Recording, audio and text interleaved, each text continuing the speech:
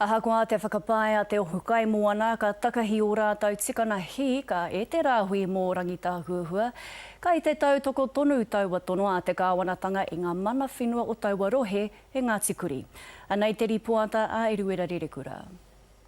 E toka tūmoana ana te tū a Ngāti Kuri ki rangi tā ua. Ngāti Kuri been very consistent with its message. We believe that the Kermadec Rangitahuahua Ocean Sanctuary is the right thing for us to advance, and we have an obligation and responsibility to speak into that space. Ahakoa e waka e ana te ohukai moana i te tono kia waka tū i te rāui ai tā ngā kākāriki i te tōngo te rā ko te tiaki te taiao arā te kaitiakitanga te aronga matua.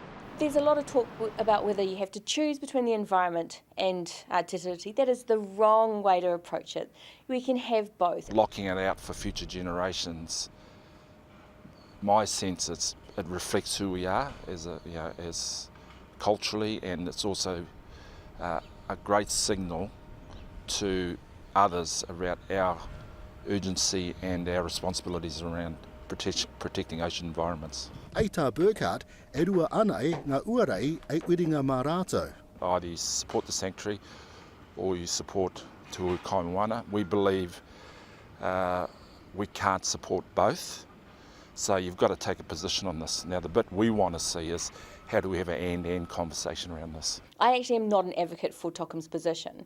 I'm an advocate for making sure iwi Māori are part of the process for environmental protection and that the treaty is upheld, the mana of iwi is upheld. Me te mea nei, ka taia no te ea mana o te taraiti o Ngāti Kuri, ka uki mai ki te kāinga, mai tete i uiuinga moana i tū ki Washington. Ei tāna, e waipanga o ki ana tēnei take ki ngā whenua o te moana nui ākiwa. The solutions for those models sits in those conversations because they have similar issues. How do they deal with their customary issues? How do they deal with the commercial issues? So we're not alone in this conversation. Mutu rawai o Eita Te Ohukai Moana, kei te tiaki rātou i ngā motika auika a ngā iwi, kāri rātou i te arumuni.